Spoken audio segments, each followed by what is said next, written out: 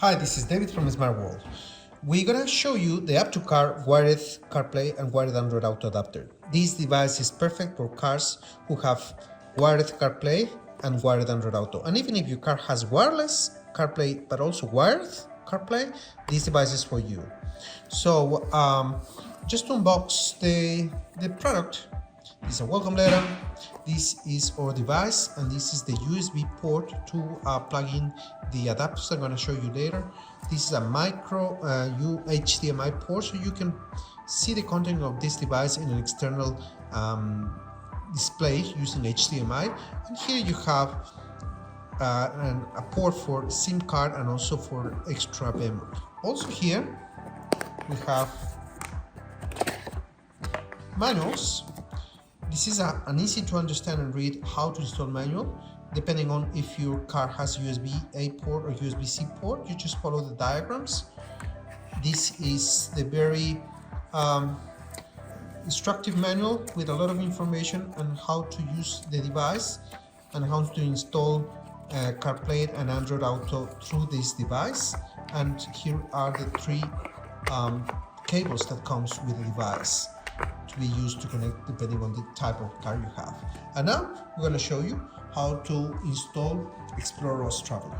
Okay, good morning everybody. It's David from ExplorOz here, and we're here having a look at the Smartworld adapter boxes, and it will be this particular unit will have, you can get from the Smartworld website via the link that's available on the ExplorOz Traveller webpage. This one is the standard Apple CarPlay cabled device, so when you're using a cable, and so what we've got here is the cable and the little device. So what we'll do, this is our head unit right here, and we'll just plug it in now. And so in a second or so the lights will come on here. Here it comes, and it starts to boot.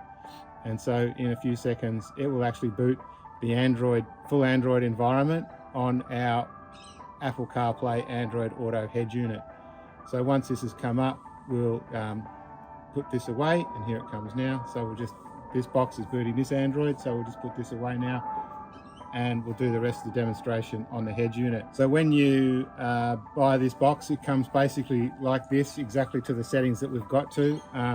That's a warning from the unit, and once you turn it on and you've connected it, it comes up like this.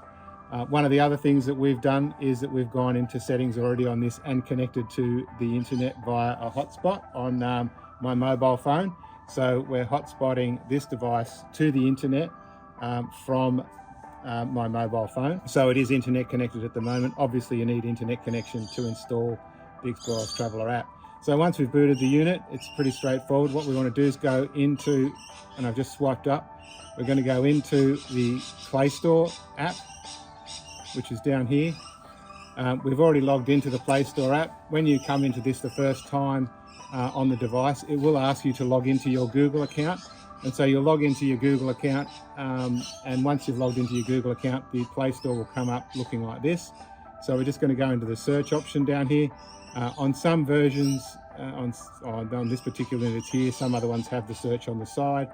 We'll just come into the search box, and we'll start typing in ExplorOz Traveller. So we've got ExplorOz Traveller, that's the search we want. Or we could go ExplorOz as the search. Both of those would work. We'll go into Traveller, and of course we get an ad in front. But right there is the ExplorOz Traveller app. So once you see this particular thing, if you've already paid for it, it'll just have the word install. If you haven't bought it yet, it'll say buy. And when you click on this, it'll prompt you to purchase it, and that'll be the $59.99. And you can just have a look at the rest of the bits and pieces on the app if you want to. We're just going to click install, and so now it's installing the app on the device. And once it's installed, we can simply click open, and now it's booting the ExplorOz Traveller app. Whenever you see the blue screen here with the logo in the middle, that means the app is restarting. So if you ever get into trouble with anything, one of the things that we sometimes suggest is restart the app. So instead of just sending it to the background, make sure that when you press the button to launch that app again, you'll actually see the blue screen. So now we're running the setup wizard. This is the first time, every time you first time install the app, it tells you that it's going to take basically 10 minutes to do the basic setup. And if you're doing the full map download, it'll take about 30 minutes. So we'll just click next here. It takes you through a number of options. Step one is to set the permissions. One of the things that we use is, because it's a navigation app, we need access to the GPS, and we also use fitness and activity tracking devices to turn the GPSs on and off for battery saving. So we basically click this button and it's now going to prompt us through the Android operating system to give it permissions. So allow ExplorOz Traveller to access the device's location. We're going to want to set this to allow all the time, but on the first screen it doesn't give you that option. You get the while using this app, only this time, or don't allow. Obviously we're going to select the while using the app. Then it comes up and asks about the physical activity. As I said, we don't use it to track how many steps you do. We use it to turn the GPS on and off intelligently when you're not moving. So we'll allow that. And then the other thing that we did say is that we want to allow it all the time. So we can now allow access to the device's location in the background. Again, we don't track you when the app isn't running. This is purely installed and set up mainly for if you receive a phone call and the Traveller app isn't on the front screen at that particular time. It will stop recording if you don't have this setting set. So you want to make sure it's always recording your snail trail and all those bits and pieces in the background. So change to always allow, and it comes up with the dialogue, and we click allow all the time, and then we do the back button, and we've now got the set check permissions. It's got a little green tick next to it, and our next button is now highlighted, so we can go to the next screen. Now this is our log on to a user account screen. We'll log on to our user account here. Okay, so step 2 in the setup wizard is to do the login.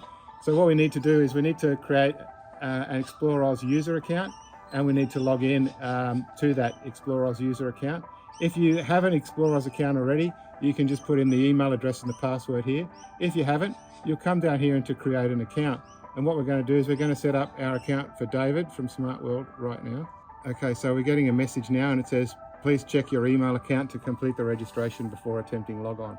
So like most systems, we'll send an email now, or an email's been sent to David's account, and he needs to go onto that email and validate that connection. Okay, so we've got the email and we've completed the account validation. So now we've come back in and we've entered the details into the login section. So we'll just do a login and hit login, and hopefully, and now it's logged us in. I'll just scroll up to the top here. So the login section's now been completed. You can see that we've got David with his email address there. We've logged in, and David has a license for EOTopo 2025 already in his account. That's already set up because we've already purchased that at one stage.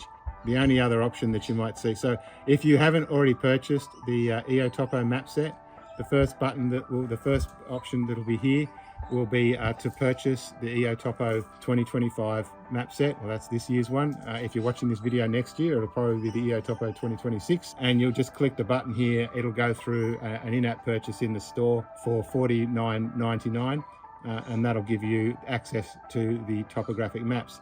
The other option for the offline topographic maps, the other only other option and thing that you can have is an optional ExplorOz membership. I won't go into all the details of the membership, but it gives you some tracking options and some other functions above what you would get just without having the membership account. If you're interested in that, I'd suggest you have a look at that. If you're a person that just buys everything, then buy that as well. So we're logged on and everything is fine. So we'll just go to the next option now, because the next has now been available to us. Step 3 in the tutorial or the setup wizard is the download section. So down here's where you do all the downloads of all of the content and all of the maps. If I just scroll down and show you, that was the content section. We come down here and we can specify where the maps are going to be installed. And then this is the section here where we can download all the maps. And you'll notice that there's a message now that you must install the content before you can install the maps. So we come back up here to the content and we'll download the content. It takes, depending on the internet performance and the speed of your device, it takes around about 4 to 5 minutes potentially. It has been faster on depending on your device to do the initial install of this content. This content is automatically synced each time you start the app. And that only takes a few seconds each time you boot it. So the longest time you're ever going to have to wait is the first time doing this content download. Okay, so we've just completed the content, and what you'll see once the initial syncing of the content has happened is that the places track logs reviews, and all of these little buttons have gone green. So the manuals and the folders and notes, everything's a little green tick, and that's what you're wanting to expect. If you weren't going to install any offline maps, you can click next here, but what we're going to do is we're going to go and download the offline maps now that David has the license for. So it says you've got the EOTopo 2025, you can see it's got the green tick here. And so there's multiple parts to the EOTopo 2025 download: the low res pack, the high res pack, and then there's two optional packs, the contours and the terrain and hill shade. Obviously, to make the maps work to zoom level 18, you need both the low res pack and the high res pack. If you only install the low res pack, your map scale will stop at zoom level 9 and you won't be able to zoom in any further than that. So if you've got problems where it won't zoom in past level 9, it means that you haven't fully installed the high res pack. The contour pack will give you the 10-meter contours optionally over the top of the map, so more detail. And the terrain and hill shade pack will give you a nice shaded terrain and shaded relief on the maps, and it just makes them look a bit more 3D and a bit nicer. Again, both of those parts are optional, but if you want them, you certainly would want to install them. To download the maps, you just click download and off it goes, and it starts doing it. You'll see that the low res pack there's 4 sections to it. The high res pack, there's about 130 sections to it. So we won't video the whole lot installing, we'll let it go and install. This part on most devices is around about, to install all 4 full components, is around about 15 minutes that you want to allocate. And again, depending on your speed, it could be between 10 and it could be between 30. It all depends on your internet connection. If you're out in the middle of nowhere on Starlink, it might be better or worse. It depends how clear the Starlink dish is. But yeah, we'll just wait for that to finish. It's almost finished, the low res pack, because that is quite small. You can see the sizes that it needs on the display here. It says this one's going to need 96 megabytes to install, but you can come down here and this one needs 3,142 megabytes to install. So you can see the vast difference between the two, and you can see that it's finished the first one, and I'm now starting the 128 packs of the second one. Okay, so we've just finished the downloading of the map packs, and so you can see that we've got all of those loaded, and so the offline map packs are fully loaded and the content is fully loaded.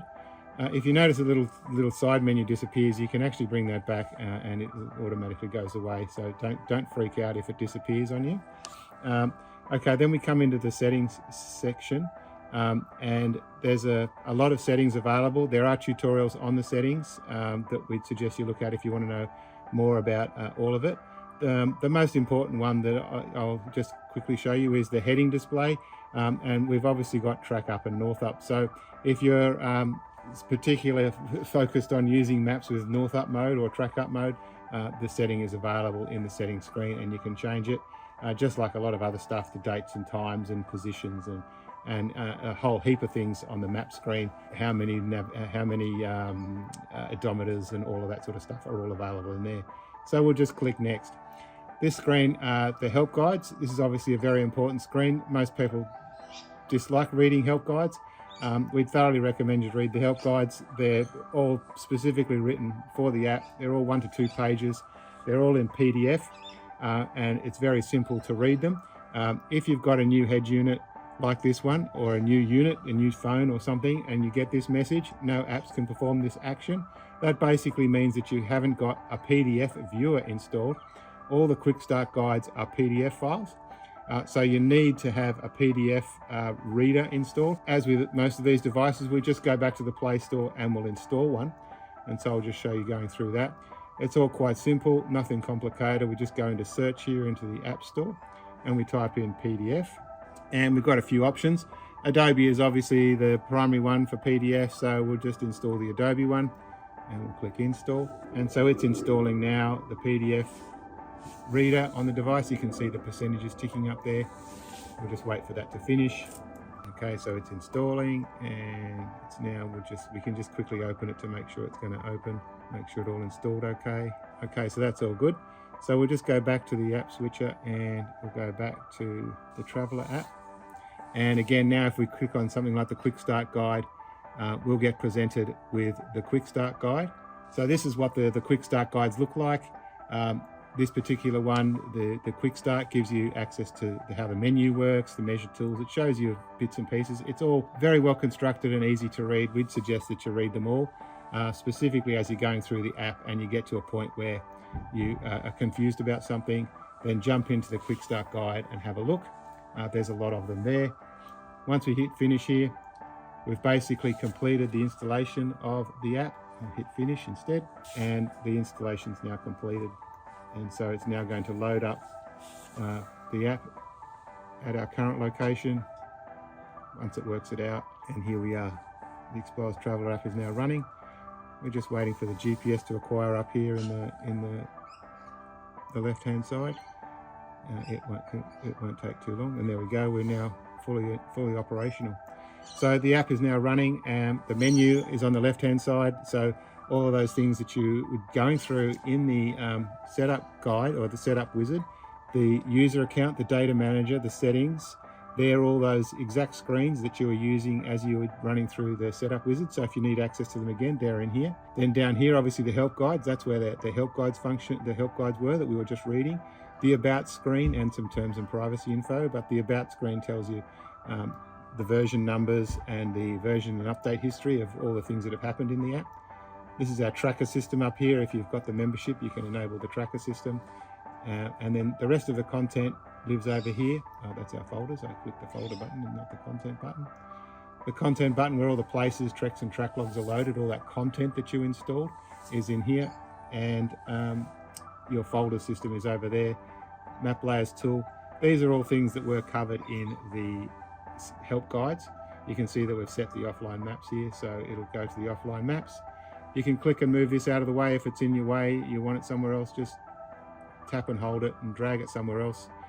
In the settings, you can also change it to be horizontally aligned and vertically aligned. You can set it to be bigger and smaller. You can turn on and off the speed limits and the road names and all of that sort of stuff. So there it is. The app is now running. The offline maps are all working. Just a quick discussion about that. Some people ask about how much data does it use when you're using the product? Do I need to be connected to the internet? From this point on, the app is loaded and running. You don't need to be connected to the internet to view any of the places or to use any of the map products. If you do connect to the internet, it'll resynchronize those content databases and things to get it all back up to date. So that's a thing that you just need to do periodically. Does it use much data as you're moving along? Well, no, it doesn't use any. If you've enabled the tracking features, it might use a little bit to send the tracking data back to the server, but they're all options and not part of the base product. One of the other things that we thought we'd just quickly cover is we talked about the device itself, and this is the little device that's doing the whole app that we've got running on the screen behind. There are a few other things in here that might be of interest to you. If you particularly want to be online all the time, you can install a SIM card in here, and you can also install an SD card to increase the storage. So it has a SIM card slot and an SD card slot or a TF card slot to increase your storage space. So you can have this thing always connected to the internet without having to use a hotspot from your mobile phone. There's also a HDMI output port on here, so if you wanted to hook it up to a TV monitor or something in the back for the kids and they can watch Netflix or something on their monitor in the back seat, you can do that basically straight out of this Smartworld box. Okay, so now that you've got the app installed and everything's working, one of the other things that you might want to do is use your Apple CarPlay or Android Auto on this head unit. So we want to be able to obviously make that connectivity. And we can do that with this box all at the same time while we've actually got the Wi-Fi hotspot still running. So we just go into our app switcher again. We'll just go back to the home screen, I should say, and we'll find this app here called Multiplay. So we just click onto that, and it wants us to set up our connectivity. So we're going to use Bluetooth on our phone, and we're going to pair with this Smartworld FE30 is what it's called. So we'll pair with that. And allow syncing of your favorites and contacts. We'll allow that. So it's pairing now, and so we should have this little thing's flashing away doing its pairing. I've got a fairly large contact database, and now it says connect to CarPlay, and we connect. I'll just come out of the settings screen here because that's not very exciting. So we've connected to CarPlay. It's obviously just finishing off setting itself up. It takes a little bit longer the first time than it will in future, and so hopefully we'll come up in a second to CarPlay. One of the other things that you must have enabled is that you must have Bluetooth and Wi-Fi enabled on your phone. So making sure your Wi-Fi is turned on to make the connectivity. you'll notice that I had the hotspot enabled, so it wouldn't do the initial connection. So we need to just make the CarPlay connection, and then once we've done that, we can come back and turn on our personal hotspot once it's connected. So now that we've got, here's our Apple CarPlay running, and we can obviously use phone and messages and podcast audio books and all the bits and pieces. So if we go into music, we'd see that it's synchronized with the library that I've got installed there, which is the sample Apple Music, which is not very exciting. We can go into phone maps and use any other apps, Spotify and bits and pieces that are CarPlay compatible. Whilst we're also doing that, we might want to switch back to our Android environment, so we can just click on here and go back into the Traveller app. What you'll notice is that the internet connection's dropped out, as I said, because to enable the CarPlay for the first time, we needed to turn the personal hotspot off. So to get that back on, we'll come back to our phone and we'll go in and we'll turn our personal hotspot back on, and we might have to connect again, or it might just do it. So if we go back into Traveller, we're still connected. If we go back into the app switcher now, we can switch straight over into our CarPlay, and we can switch straight back. So we can use music or whatever we want in CarPlay as we would normally, and then we can switch straight back either via the home button on the little switcher thing here. We can go home, back to the main screen that we were on before. One of the other things I didn't explain is that in this particular adapter box, you can also configure what is the default navigation app, and you'll see that this one says ExplorOz Traveller, and you can also configure what app will boot when the device boots. To do that very quickly, settings personalization in here, and you can say choose apps to launch on startup. So you could come in here and specify ExplorOz Traveller there, and it would boot ExplorOz Traveller each time, or you can set it to the last memory mode, so it'll boot whatever you had running the last time. The other thing down here, as I said, I set the navigation option to be ExplorOz Traveller, so the default navigation app is selected to ExplorOz Traveller. So they're just a few extra settings that you can configure for your personalization. So when you're on the home screen, by tapping on that button now, it'll launch back to ExplorOz Traveller.